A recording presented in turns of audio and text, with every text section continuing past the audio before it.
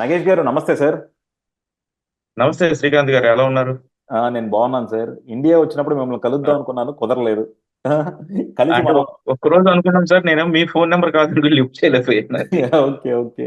ఆ, ఏంటి సార్ అంటే అంటే నేను ఇండియాలో ఉన్నా సార్. మీ యూరోపియన్ కల్చర్ ని, యూరోపియన్ టైమింగ్స్ ని ఫాలో అవుతూ ఉంటాను. అవునవును, అందుకే మనకి మాకు రాత్రి పూట, మీకు అర్ధరాత్రి పూట కరెక్ట్ గా సింక్ అవుతుంది. అవును సార్, అందుకే నాకు ఇది ఇప్పుడు ఈవినింగ్ టైం సార్. నాకు నిజంగా మీకు ఈవినింగ్ టైం. అవును, నాకు ఈవినింగ్ టైము, మీకు మిడ్ నైట్. అవునండి. అంటే యా. నిజంగా మిడ్ నైట్ ఇది. నాకైతే పర్సనల్ గా ఇది ఈవినింగ్ టైం. అదే అదే. ఆ, యా. అందువల్ల నేను మీ యూరోపియన్ ఫాలో అవుతుంటాను.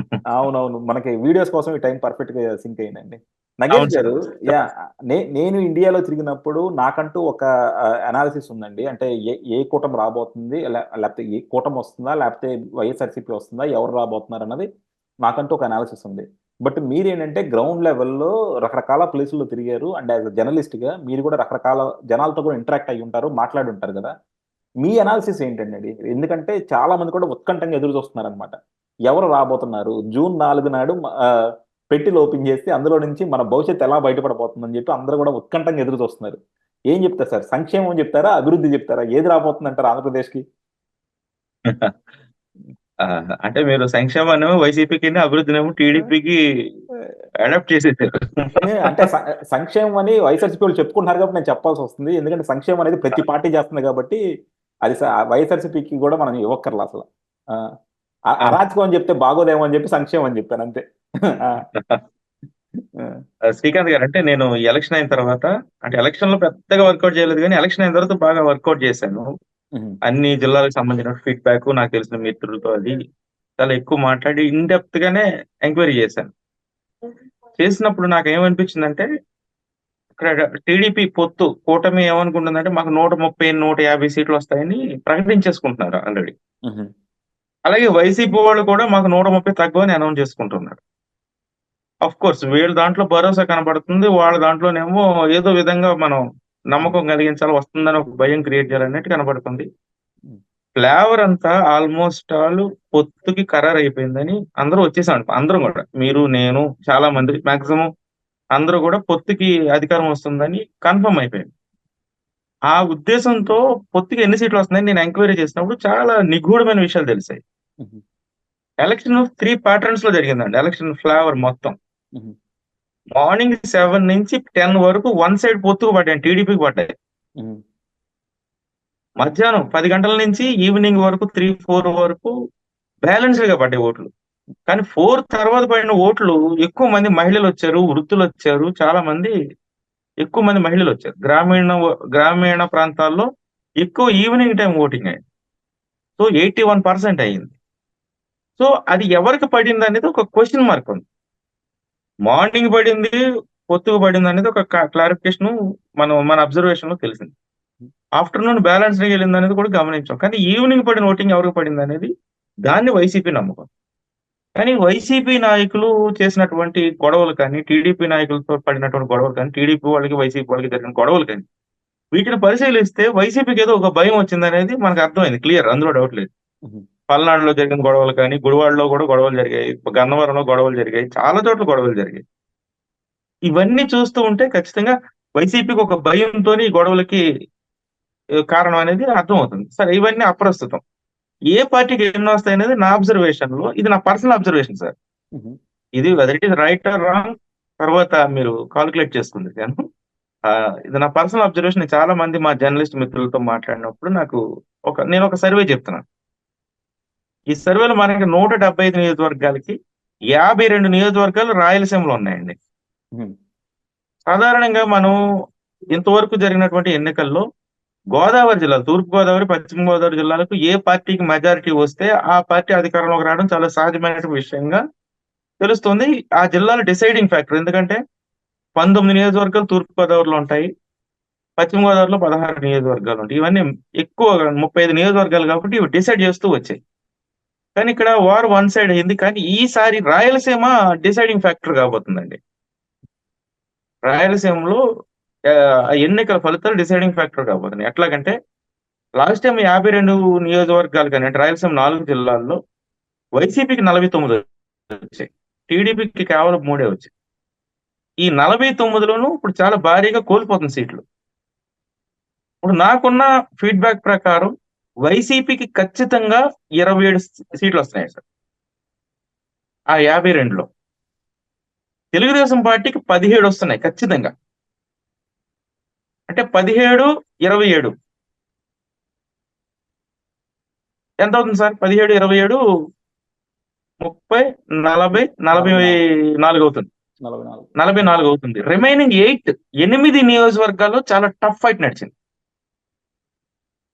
ఎంత టఫ్ ఫైట్ అంటే కనీసం మనం ఏదైనా జరగొచ్చు. 100 ఓట్లతోని 50 ఓట్లతో కూడా గెలిచే పరిస్థితులు ఆ 8 నియోజకవర్గాల్లోనూ రాయలసీమలో జరిగిందండి. ఇక నెల్లూరుకొస్తే అంటే అక్కడ వైసీపీ 49 స్థానాల నుంచి 27 స్థానాలకి పరిమితం కాబోతుంది. కానీ వైసీపీ వాళ్ళు ఏం చెప్తారంటే మాకు 36 నుంచి 40 సీట్లు వస్తాయి ఈసారి కూడా అని చెప్తున్నారు. అది వేరే. నా అంచనా నాకున్న ఫీడ్‌బ్యాక్ 27 ఖచ్చితంగా గెలుస్తుంది. ఆ పైన గెలవచ్చు. అలాగే టీడీపీ 17 ఖచ్చితంగా గెలుస్తుంది. ఆ పైన కూడా గెలవచ్చు. అంటే ఆ 8 ఎవరికొస్తే ఎవరికైనా రావచ్చు. ఇటన్నా రావచ్చు, అటన్నా రావచ్చు, సగమన్నా రావచ్చు. ఇక నెల్లూరు జిల్లాలో ఉన్నటువంటి 10 నియోజకవర్గాల్లో వైసీపీకి ఒక సీట్ ఎక్కువ రావడానికి ఛాన్స్ ఉందండి. అంటే 60-40. ప్రకాశం జిల్లాలో కేవలం వైసీపీ 4 సీట్లు మాత్రమే రావడానికి ఛాన్స్ కనబడుతుంది. ఇక గుంటూరు, కృష్ణా, వెస్ట్ గోదావరి, ఈస్ట్ గోదావరి, విశాఖ ఈ 5 జిల్లాల్లోనూ పొత్తుకు చాలా అనుకూలంగా ఉందండి వాతావరణం. కేవలం వైసీపీ 2-3 సీట్లకు మాత్రమే పరిమితం అవుతుంది అక్కడ. ఒక చోట అయితే 2 సీట్లు కూడా రావచ్చు. 4, 5 మేజర్ రావచ్చు ఎక్కడన్నా. కొంచెం ఏదన్నా ఈ ఈవినింగ్ ఓట్ బ్యాంక్ ఏదన్నా వైసీపీకి అనుకూలంగా పడితే ఒక 4, 5 సీట్లు రావచ్చు. ఇక విజయనగరం జిల్లా వైసీపీకి చాలా అనుకూలంగా ఉంది. విజయనగరంలో దాదాపు 7 సీట్ల వరకు వైసీపీకి వస్తున్నాయి సార్. శ్రీకాకుళంలో దాదాపు ఒక 5 సీట్లు వైసీపీకి, 5 సీట్లు టీడీపీకి వస్తాయి. ఓవరాల్ గా చూస్తే మొత్తం అన్ని నియోజకవర్గాలు కలిపి చూస్తే 175కి 52 స్థానాల్లో వైసీపీ ఖచ్చితంగా గెలవడానికి ఛాన్స్ ఉంది సార్. 74 నియోజకవర్గాల్లో తెలుగుదేశం పార్టీ ఖచ్చితంగా గెలుస్తుంది. అంటే 74, 52 వన్ సైడ్ అనమాట అండి ఎలక్షన్ ఖచ్చితంగా. అంటే ఆ పార్టీ కానీ ఈ పార్టీ కానీ. ఇక రిమైనింగ్ 49 నియోజకవర్గాలు ఉన్నాయి. అంటే 49 నియోజకవర్గాలు అంటే యావరేజ్ గా ఒక 50 నియోజకవర్గాలు వేసుకోండి. ఈ 49, 50 నియోజకవర్గాల్లో చాలా టైట్ ఫైట్ నడిచింది రాష్ట్ర వ్యాప్తంగా. ఎంత టైట్ ఫైట్ అంటే ప్రలోభాలు పనిచేశాయి. తర్వాత డబ్బులు బాగా పంచారు. టీడీపీ వాళ్ళు 1500 పంచితే వైసీపీ వాళ్ళు 2000 పంచారు. వైసీపీ వాళ్ళు 2000 టీడీపీ వాళ్ళు 2000 పంచితే వైసీపీ వాళ్ళు 3000 పంచారు. సో పోటీ పడి డబ్బులు పంచిన నియోజకవర్గాలు డబ్బు ఇంపాక్ట్ ఉంటుంది. తర్వాత బయట నుంచి తీసుకొచ్చినటువంటి ఓటర్లు అంటే బయట నుంచి అంటే ఈ నియోజకవర్గానికి సంబంధించిన వాళ్ళే హైదరాబాద్ లో షెటిల్ అయిన వాళ్ళు, ఇతర ప్రాంతాల్లో షెటిల్ అయిన తీసుకొచ్చి ఓట్లు వేయించారు. సజ్జల గారి ఓటర్లు అదేదో ఒక సార్ సజ్జల గారి ఓటర్లు అవును సార్ వీళ్ళందరూ ఉన్నారు. ఈవినింగ్ ఎవరికి పడిందో తెలియదు. ఇవన్నీ 49 నియోజకవర్గాల్ని కన్ఫ్యూజన్ లోకి తీసుకెళ్లాయి. ఈ 49 నియోజకవర్గాల్ని టీడీపీ వాళ్ళు ఏమనుకుంటున్నారంటే వాళ్ళ కోటాలో వేసుకుని 130 పైన మాకు వస్తాయి అంటున్నారు. వైసీపీ వాళ్ళు ఏమనుకుంటున్నారంటే అవి మాకే వస్తాయి, అవి మావే అనుకుంటున్నారు. కానీ ఈ 49 నియోజకవర్గాలు ఏమవుతుందో ఎవరికి అర్థం కాని పరిస్థితి. సో యథావాత నాకు అనిపించింది ఏంటంటే అక్కడ 74, ఇక్కడ 52 చూస్తే ఈ మిగిలిన 49 నియోజకవర్గాలు ఒక పార్టీకే వచ్చేయచ్చు, లేదు సగం సగం కూడా అవ్వచ్చు. ఓవరాల్ గా ఫైనల్ గా నేను ఐడెంటిఫై చేసింది ఏంటంటే 106 స్థానాలతో తెలుగుదేశం పార్టీ పొత్తు గట్టున పడే అవకాశం ఉంది సార్ ఖచ్చితంగా. లేదు ఆ ఈవినింగ్ పడినటువంటి ఓట్ బ్యాంక్ ఏదన్నా కొంచెం తేడా చేసినట్లయితే అది వైసీపీకి అనుకూలమైన ఓట్ బ్యాంక్ వైసీపీ చెప్పుకుంటున్నారు కాబట్టి అది నిజంగా నిజమైతే ఒక 90 నుంచి ఒక 96 సీట్ల మధ్యలో వైసీపీ గట్టెక్కుతుందండి. ఇది నాకు అనిపించినటువంటి సర్వే సార్. అంటే దీన్ని మీరు ఎలాగైనా తీసుకోండి. నాకైతే 49 నియోజకవర్గాల్లో చాలా టఫ్ ఫైట్ నడిచింది. భయంకరమైనటువంటి పోటీ జరిగింది. ఎవరు గెలుస్తారో చెప్పలేని పరిస్థితులు వచ్చాయి. సో ఓవరాల్ గా ఏంటంటే ఎన్నికలైతే అనుకున్నంత ఈజీగా అయితే జరగలేదు. జూన్ 4 ఓపెన్ చేసిన తర్వాత ఏదైనా అద్భుతం జరగవచ్చు, ఏదైనా భయంకరమైన నిజమే వినొచ్చు, ఏదైనా మనం అనూహ్యమైనటువంటి రిజల్ట్స్ కూడా రావడానికి ఈ ఎలక్షన్ లో చాలా ఆస్కారం ఉందండి. కాబట్టి నాకు అనిపించింది ఏంటంటే 74 నియోజకవర్గాలు సునాయాసంగా తెలుగుదేశం పార్టీ గెలుస్తుంది. 52 నియోజకవర్గాల్లో ఖచ్చితంగా వైసీపీ సునాయాసంగా గెలుస్తుంది. మిగిలిన నియోజకవర్గాలను ఏ పార్టీ క్యాప్చర్ చేస్తుంది అనేది ఎవరు ఐడెంటిఫై చేయలేకపోతున్నారు సార్ శ్రీకాంత్ గారు. కాకపోతే అందులో సగం సగం వేసుకున్నా సరే క్లియర్ గా కూడా కూటమి గెలుస్తుంది అన్నట్టయితే కనబడుతుంది కదా. సో అవునండి. ఒకటండి, ఎందుకంటే చాలా మంది భయపడేది కూడా ఏంటంటే అండి, ఇప్పుడు ఎప్పుడు కూడా ఎలక్షన్స్ ఇంత ఇంటెన్సివ్ గా ఇంత సీరియస్ గా జరగలేదన్నమాట. ఎక్కడెక్కడో ఉన్న అవును. బయట వాళ్ళందరూ కూడా వచ్చి మన రాష్ట్రాన్ని కాపాడుకుందామని వచ్చారు. రాష్ట్రాన్ని కాపాడుకుందామని ఎప్పుడు వస్తారండి? ఇప్పుడున్న పాలకుల చేతిలో రాష్ట్రం అరాచకంలోకి వెళ్ళిపోయింది అనుకున్నప్పుడే వస్తారనమాట. సో ఎప్పుడు లేని ఓటర్ టర్న్ ఓవర్ ఇక్కడ వచ్చింది. సో డెఫినెట్గా ఏంటంటే ఇంత వచ్చింది కాబట్టి అది ప్రభుత్వానికి వ్యతిరేకంగా ఉంటుందని చాలా మంది చెప్పేది, జనరల్ గా జరిగేది కూడా. అవ్ సో అవునండి. ఆ! సో డెఫినెట్‌గా ఇప్పుడు మనం జగన్మోహన్ రెడ్డి గారి ఇది చూసాము. ఆయన స్టేట్మెంట్‌లు గాని అయన్నీ గూడా. ఎక్కడ కూడా ఒక కాన్ఫిడెన్స్ కనపడట్ల. సో డెఫినెట్‌గా ఏంటంటే ఒక నెగెటివ్ ట్రెండ్ అయితే కనపడుతుంది. కాకపోతే ఏంటంటే మనం ఎప్పుడు గూడా ఎలక్షనీరింగ్‌ని అంత తక్కువ అంచనా ఎయలేమనమాట. ఎలక్షనీరింగ్‌లో ఆ! జగన్మోహన్ రెడ్డి గారు పీహెచ్‌డీ చేశారు. సో డెఫినెట్‌గా యెస్. మనం కంప్లీట్‌గా అండర్ ఎస్టిమేట్ అయితే చేయలేం గానీ, మీరన్నట్టు ఏంటంటే డబ్బులు వాళ్ళు పంచారు, వీళ్ళు పంచారండి. ఎవరు తగ్గల డబ్బులు పంచడంలో మాత్రం. సో డెఫినెట్‌గా మాత్రం ఆ జాగ్రత్తలు తీసుకున్నారు. ఓటర్లు కూడా చూస్తుందేంటంటే ఆడు 1000 ఇచ్చాడా, 1500 ఇచ్చాడని కాదు. ఇద్దరు డబ్బులు ఇచ్చారా లేదనే చూస్తున్నారు ఆళ్ళు. సో ఎంతో కొంత ఇవ్వాలి. తక్కువ అవును. ఇచ్చినాడికి ఓటేయొద్దు, ఎక్కువ ఇచ్చినాడికి ఓటేద్దామని లేదు. ఇద్దరి దగ్గర తీసుకొని వాళ్ళకి నచ్చిన వాళ్ళకి వాళ్ళు ఓటేసుకుంటున్నారు. సో ఓటర్లు కూడా చాలా తెలివిమీరారు సార్. సో డెఫినెట్‌గా ఏంటంటే చాలా ఇంట్రెస్టింగ్‌గా ఉంటుంది. సో మీరన్నట్టు ఏంటంటే అవును. ఆ రోజు బాక్సులు తెరిచేదాకా ఉత్కంఠ అయితే ఉంటుంది. అలాగే ఖచ్చితంగా ఉంటది. జూన్ ఫస్ట్ నాడు మనకి ఎగ్జిట్ పోల్స్ అన్నీ వస్తాయి కాబట్టి ఆ రోజు ఎలా వస్తాయో చూద్దాం. కాకపోతే ఏంటంటే ఎగ్జిట్ పోల్స్‌లో కూడా మనం పోయినసారి చూసాం. లగడపాటి రాజగోపాల్ ఎలా విఫలం అయ్యారో. అలాగే సార్ ఏం లేదు సార్. ఎగ్జిట్ పోల్స్ అన్ని పొత్తుకు అనుకూలంగా ఇవ్వబోతున్నాయి. నో ఆ! Doubt at all. ఓకే. ఆ! ఎగ్జిట్ పోల్స్ అన్ని కూడా పొత్తుకు అనుకూలంగా ఇవ్వబోతున్నాయి. ఒకటి అర వైసీపీకి రావచ్చు. కానీ హుహు. ఎలక్షన్ అయితే పబ్లిక్ డిసైడ్ అయ్యి ఉన్నారు సార్. హుహు. ఇక్కడ తెలుగుదేశం వైసీపీ జగన్మోహన్ రెడ్డి మీద ఉన్నటువంటి అభిమానం, జగన్మోహన్ రెడ్డి మీద ఉన్నటువంటి వ్యతిరేకత మీద ఈ 2 ఎజెండాల మీద ఎలక్షన్ జరిగింది. ఎప్పుడు చూడని విధంగా జగన్మోహన్ రెడ్డిని బాగా పొగిడే వాళ్ళని ఈ 5 ఏళ్లలో చూసాము. ఎప్పుడు చూడని విధంగా ఒక ముఖ్యమంత్రిని బాగా తిట్టే జనాన్ని కూడా ఈ ఎన్నికల్లోనే చూసాం మనం. కాపోతే ఆ పర్సెంటేజ్ మాత్రం చూస్తే అండి, నిజంగా రేషియో చాలా డిఫరెన్స్ ఉంది. 90% తిట్టేవాళ్ళుంటే 10% పొగిడేవాళ్ళున్నారు. ఎందుకంటే ఆ అవును. పొగిడేవాళ్ళు కూడా సిగ్గుపడుతున్నారు సార్. నేను ఫస్ట్ టైమ్ చూసాననమాట. ఒక మనిషిని సపోర్ట్ చేసుకుంటాం అని చెప్పడానికి కూడా సిగ్గుపడతాం. నిజంగా ఇది జగన్మోహన్ రెడ్డి గారు సిగ్గుపడాల్సిన విషయం అనమాట. ఎందుకంటే అయితే రాజకీయాలను ఆ! నేనిక్కడ 2 లోపాలని గమనించాను సార్. హుహు. ఈ ఎలక్షన్‌లో. ఒకటి చంద్రబాబు నాయుడు గారు చేసిన ఫస్ట్ మిస్టేక్ ఏంటంటే బీజేపీతో పొత్తు పెట్టుకోవడం సార్. హుహు. బీజేపీతో పొత్తు లేకపోతే తెలుగుదేశం పార్టీ, జనసేన పొత్తుకి ఆ 2 పార్టీలకు కలిసుంటే 120-140 సీట్లు ఖచ్చితంగా వచ్చుండేవి. బీజేపీతో పొత్తు పెట్టుకోవడం వల్ల దాదాపు 3-4% ఓట్ బ్యాంకు పొత్తు కోల్పోయింది. అది అది క్లియర్‌గా. అది ఒకటండి. కాకపోతే ఏంటంటే కంపల్సరీ ఏంటంటే బీజేపీతో గనక పొత్తు లేకపోతే ఎలక్షనీరింగు, మనీ డిస్ట్రిబ్యూషన్ తెలుగుదేశానికి ఆల్‌మోస్ట్ లాస్ట్ టైమ్ కన్నా చాలా ఎక్కువ కష్టమయ్యేది సార్. ఎన్ అలాగేమి ఉండదు సార్. హ్మ్. సార్ ఇప్పుడు 2 రకాలున్నాయి సార్. ఇప్పుడు అంటే తెలుగుదేశం పార్టీ ఎందుకు బీజేపీతో పొత్తు పెట్టుకుంది అనే దాని మీద తెలుగుదేశం పార్టీలో ఉన్నటువంటి శ్రేణులు చెప్తున్న మాట ఏమిటంటే, జగన్మోహన్ రెడ్డి అనేటువంటి ఒక భయంకరమైన వ్యక్తిని ఢీకొనాలంటే బీజేపీ సపోర్ట్ ఉండాలి. ఎన్నికలు సునాయాసంగా జరగడానికి ఖచ్చితంగా బీజేపీ సపోర్ట్ ఉంటే సజావుగా ఎన్నికలు జరుగుతాయి. అందుకే చంద్రబాబు నాయుడు గారు పొత్తుకెళ్లారు అని చెప్తూ ఉన్నారు. అది సరే వాళ్ళ పెర్సెప్షన్ అది అహా! పల్నాడు కరెక్ట్ ఉదంతాలు అనుకుందాం. చూసాం. పల్నాడు ఉదంతాలు చూసాం కదా సార్. పల్నాడు సార్ ఉదంతాలు మనకి పల్నాడు పోస్ట్ సరే పోస్ట్ ఎలక్షన్స్ జరిగినాయి. అదే గనక పొత్తు సార్ లేకుండా ఉండుంటే ప్రీ ఎలక్షన్స్ ఇలాంటి దారుణంగా జరుగుండేయి అన్నమాట జగన్మోహన్ రెడ్డి గారి చేతిలో. సార్ హ్మ్. పల్నాడులో గొడవ జరిగింది కదా! వార్ వన్ సైడ్ కాదు అక్కడ. హ్మ్.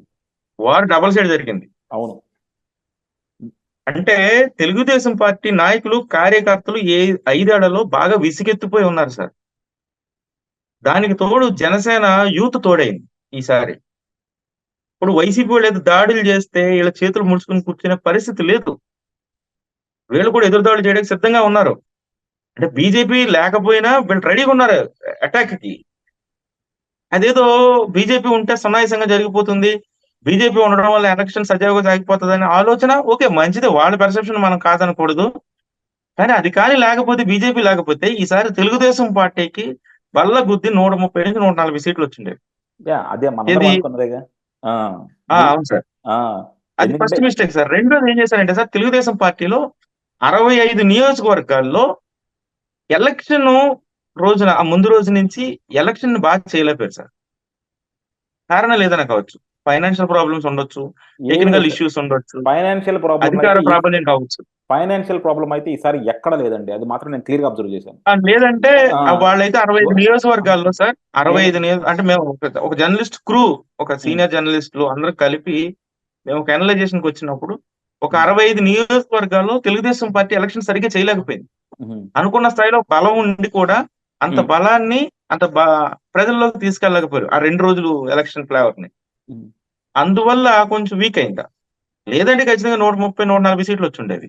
యా. ఇంకోటి మీరు మర్చిపోతుంది, ల్యాండ్ టైటిలింగ్ యాక్ట్ జగన్మోహన్ రెడ్డికి చేసిన నష్టం.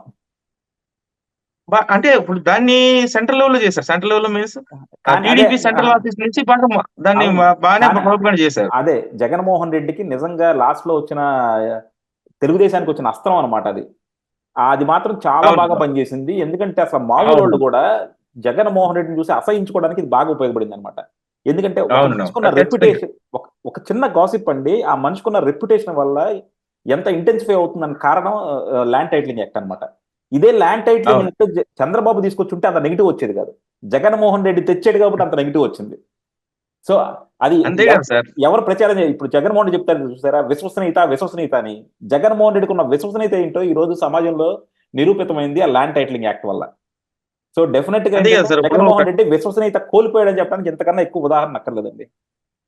అదే సార్, ఒక కర్ర రైతు చేతిలో ఉందనుకో సార్, వ్యవసాయం చేస్తున్నాడు అనుకుంటారు. మీ చేతిలో నా చేతిలో ఉంటే గొడవకి వెళ్తాం అనుకుంటారు. అది అదే. ఉండేవాడి చేతిలో బట్టి దాని యొక్క వాల్యూ ఉంటుంది. అవును. ఖచ్చితంగా అదే. మీరు అన్నట్టుగా ల్యాండ్ టైటిలింగ్ యాక్ట్ చాలా ఖచ్చితంగా వైసీపీని బాగా గట్టిగా దెబ్బ కొట్టింది. జగన్మోహన్ రెడ్డి యొక్క వాల్యూని తగ్గించిందండి. దాన్ని తెలుగుదేశం పార్టీ బాగానే క్యాష్ చేసుకుంది. కానీ ఫస్ట్ టైం చిన్న చిన్న తెలుగుదేశం మిస్టేక్స్ పార్టీ రాకుండా ఉంటే వన్ సైడ్ ఉంటుంది war. First time Telugu Desam party ఏదైనా ఉపయోగించుకుందంటే ల్యాండ్ టైటిలింగ్ యాక్ట్ అండి. ఎందుకంటే ఇన్నాళ్ళు వాళ్ళు బాగా దేన్ని చెప్పారు. వాడుకోవాలా, ఇదొకటి బాగా అవును. వాడుకున్నారు లాస్ట్ లో. అవును Yeah. సార్. బ్రహ్మాస్త్రం అంటారు చూసారా, బ్రహ్మాస్త్రంలా వాడారు అనమాట దీన్ని. యా. అవును సార్. యా, ఏదైనా చూద్దాం జూన్ సార్. 4th వెయిట్ చేద్దాం సార్. యా, ఇప్పుడు జూన్ మనం 4. చెప్పిన ఇప్పుడు నేను చెప్పిన కాలిక్యులేషన్స్ కరెక్ట్ అవుతాయి లేదని చూద్దాం. యా, యా, ఆ? చూద్దాం సార్. జూన్ 4 ఎందుకంటే డెఫినెట్. మేము ఏదో సంప్రదాయంగా శాస్త్రీయంగా సర్వే చేసి చెప్పింది కాదు ఇది. అదేదండి. మా జర్నలిస్ట్ క్రూస్ తో మాట్లాడి అన్ని నియోజకవర్గాలు అన్ని జిల్లాల్లో మాట్లాడి ఒక 4-5 రోజులు కసరత్తు తర్వాత చేసినటువంటి అనౌన్స్మెంట్ 52, 74 + 49. అదే. ఆ, ఎప్పుడైనా బేసిక్ గా ఇలాంటి అనాలిసిస్ లే కరెక్ట్ గా ఉంటాయండి. ఎందుకంటే సర్వే చేసిన ఎప్పుడు కూడా అంత క్లియర్ రావు. వాళ్ళు ఏదో చెప్తారు అవును. కానీ శాస్త్రీయంగా చేసాం ఇచ్చేసాం అని చెప్పి అది ఎప్పుడు రాదు. ఎప్పుడైనా మనం నలుగురితో అవును సార్. మాట్లాడుతుంటే వచ్చే పర్సెప్షన్ ఎప్పుడు ట్రూ పర్సెప్షన్ అవుతుంది అనమాట. ఓకే, థ్యాంక్ యూ అండి, థ్యాంక్ యూ వెరీ అవును మచ్. సార్. అవును సార్. అంటే ఈసారి చాలా అద్భుతాలు చూడబోతున్నాం సార్ రిజల్ట్స్ లో. యా. పెద్ద పెద్ద రాడికల్స్ ఓడిపోబోతున్నారు. సామాన్యులు గెలవబోతున్నారు. గెలుస్తుంది అనుకున్న సీటు ఓడిపోబోతుంది. ఓడిపోతుంది అనుకున్న సీటు గెలవబోతుంది. 50 ఓట్లు 100 ఓట్లతో కూడా కొంతమంది ఎమ్మెల్యేలు గెలిచే అవకాశం ఉందండి. అవును. అంటే ఇది మనకి ఎప్పుడు చూస్తా ఉన్నాం కదా, మంగళగిరి ఒక ఎగ్జాంపుల్, మన విజయవాడ ఈస్ట్ ఒక ఎగ్జాంపుల్, ఇవన్నీ ఉన్నాయి అవునవును. కదా. ఎప్పుడు ఉన్నాయి. ప్రతి ఎలక్షన్ లో ఉంటాయి. కానీ డెఫినెట్ గా ఈసారి మాత్రం ఏంటంటే ఇద్దరు కూడా పోటా పోటీ కష్టపడ్డారు చాలా చోట్ల. ఏమన్నా కొన్ని చోట్ల అవును అక్కడ సార్. ఇక్కడ చేతులు ఎత్తేసారు కానీ మాక్సిమం ప్రతి చోట కూడా పోటా పోటీగా బాగా వర్కౌట్ చేశారు. ఒక్క బీజేపీ ఈ తప్ప. నాకు బీజేపీ అదే సార్ అది. ఉమ్. నాకు తమిళనాడు కల్చర్ వచ్చేస్తుందేమో అనిపిస్తుంది సార్. మనకు ఒక 5 ఏళ్ళు ఇది, ఒక 5 ఏళ్ళు అది. 14 వరకు మీరు కాంగ్రెస్, అనుకుంటున్నారా మీరు 14 అనుకుంటున్నారేమో సార్, టీడీపీ. మీరు అనుకుంటున్నారేమో ఈసారి జగన్మోహన్ రెడ్డి కనుక పదవిచ్యుతుడైతే జీవితంలో జగన్మోహన్ రెడ్డి పదవి ఎక్కలేడు సార్. అది నేను రాసిస్తాను. అంటే అది అది వేరే సెపరేట్ సబ్జెక్ట్ సార్. ఇప్పుడు ఆ, జగన్మోహన్ రెడ్డి రాకపోయినా కాంగ్రెస్ అధికారంలో రావచ్చు. కాంగ్రెస్ కాంగ్రెస్ పికప్ అవుతుంది, అది వేరే విషయం. కాంగ్రెస్ రావచ్చు, జగన్మోహన్ రెడ్డి మాత్రం రాడు. జగన్మోహన్ రెడ్డి మీద జనాలు అంత అదే ఫ్రస్ట్రేషన్ లో ఉన్నారు. రీజన్స్ ఏదైనా కావచ్చు, కానీ ప్రజలైతే మార్చుకునే అభిప్రాయానికి వచ్చేసారు. అది ఎవరిని బ్లంట్ గా తీసుకోవట్లేదు. లేదు లేదండి, మార్చుకునే అభిప్రాయం కాదు, కానీ ఇది జగన్మోహన్ రెడ్డి చేతులారా చేసుకున్నదండి. మీరు దాన్ని జనాలకు అట్రిబ్యూట్ చేయొద్దు. జగన్మోహన్ రెడ్డి చేసుకున్న తప్పులే జగన్మోహన్ రెడ్డి ముంచుతున్నాయి అంతే, వేరే వేరే ఎవరు తప్పులు కాదు. ఆ, ఓకే శ్రీకాంత్ గారు, మీరు యా. ఒక పని చేయండి. రిజల్ట్స్ తర్వాత మనం ఆ, ఒక లైవ్ చేద్దాం. ఒకసారి ఒక ఎపిసోడ్స్ కొన్ని 4-5 ఎపిసోడ్లు చేద్దాం. రిజల్ట్స్. రిజల్ట్స్ తర్వాత రిజల్ట్స్ తర్వాత మనం ఒక 4-5 ఎపిసోడ్లు చేద్దాం. ఆంధ్రప్రదేశ్ లో ఉన్న అధికార పీఠానికి ఉన్నటువంటి సవాళ్లు. యా, డెఫినెట్ గా సార్. ఎందుకంటే రిజల్ట్స్ అంటే రేపొద్దున. ఇప్పుడు చంద్రబాబు నాయుడు గారు అధికారంలోకి వస్తే అమరావతిని ఏ విధంగా సెటిల్ చేయాలి, పోలవరాన్ని ఏ విధంగా పూర్తి చేయాలి, రాష్ట్రంలో ఉన్నట్టు అప్పులను ఎలాగా మేనేజ్ చేయాలి, అభివృద్ధిని ఎలా చేయాలి, ఏ విధంగా ఇప్పుడు ఉన్నటువంటి కష్టాలు ఏంటి, ఇబ్బందులు ఏంటి, వాటిని ఎలాగా చేయాలనే దాని మీద ఒకటి చేద్దాం సార్. సరే అనుకుందాం సార్. ఒకవేళ వైసీపీ వచ్చింది అనుకో సార్, వైసీపీ వస్తే వైసీపీ చేసిన ఎదుర్కోవాల్సినటువంటి సవాళ్ళు ఏంటి వాళ్ళకి సవాళ్ళే ఉంటాయి సార్. అవన్నీ అమరావతిని ముంచేశారు, వైజాగ్ అని నాటకాలు ఆడాడు, ఈ అభివృద్ధి అనేది లేదు. అవి కూడా వైసీపీ సవాళ్ళే కదా సార్. ఇప్పుడు 151 సీట్లు వచ్చినటువంటి ముఖ్యమంత్రికి ప్రజలు చెమటలు పట్టించారంటే ఈసారి నువ్వు చాలా జాగ్రత్తగా ఉండాలని కదా సార్ అర్థం. ఏం లేదండి, మీరు అనుకుంటున్నారేమో జగన్మోహన్ రెడ్డి ఒకళ్ళ మాట వినేవాడు కాదు. రేపొద్దున ఒకవేళ అనుకుందాం సార్, బొటాబొట్టిగా గెలిచినా సరే జగన్మోహన్ రెడ్డి ప్రజల అభిష్టం మేరకు పరిపాలించే రకం కూడా కాదు. అవన్నీ మీరు అందరూ పెట్టుకున్న పిచ్చి ఆశలు అంతే. ఆ, ఏం లేదు, నేను ప్రజల అభిష్టం మేరకు జగన్మోహన్ రెడ్డి పరిపాలిస్తున్నా నేను ఏ రోజైనా చెప్పానండి మీకు? లేదు అనుకోవటం అనమాట. ఎందుకంటే జగన్మోహన్ రెడ్డి అనేది ప్రజలే అనే టూలేనండి, ఎలక్షన్ల కోసం ఒక టూలే తప్ప ఆయన ప్రజల అంటే అభివృద్ధి ఏం లేదు సార్, ఏం లేదు సార్, ఇందులో సింపుల్. జగన్మోహన్ రెడ్డి మళ్ళీ అధికారంలోకి వస్తే ఆయనకు ఉండే సవాళ్ళ కన్నా చంద్రబాబు నాయుడు గారు అధికారంలోకి వస్తే ఆయనకి చాలా పెద్ద సవాళ్ళు ఉంటాయి. ఎందుకు పని సవాళ్ళు ఉంటాయని పని చెప్తున్నానంటే, పని చేయాలనుకునే వాడికి ప్రజాభిప్రాయాన్ని కష్టం గౌరవించి ఉంటుందండి. ముందుకు వెళ్ళాలంటే సవాళ్ళు ఉంటాయి. ప్రజాభిప్రాయం తీసుకోవాల్సిన అవసరం లేదు జగన్మోహన్ రెడ్డి గారికి. ఆయన ఏమనుకుంటే ఆయన చేసుకుంటూ వెళ్తాడు కాబట్టి ఆయనకు అవసరం లేదు. ఎగ్జాక్ట్లీ. కానీ ఈయనకు అవసరం ఉంది కాబట్టి ఆ సవాళ్ళ మీద ఒక లైవ్ చేద్దాం సార్ మనం ఒక రోజు. డెఫినెట్ గా అండి, డెఫినెట్ గా చూద్దాం. కాకపోతే ఏంటంటే ఓకే సార్. ఆ రోజు ఈ రోజు మనం ఎన్ని అనాలిసిస్ చేసుకున్నా ఆ రోజు ప్రజల తీర్పు మేరకు ఎవరు వస్తారు, ఎందుకు వచ్చారు అన్నది అప్పుడు కరెక్ట్ అనాలిసిస్ చేసుకోవచ్చు మనం. యా, థ్యాంక్ యూ అండి, thank you very much sir.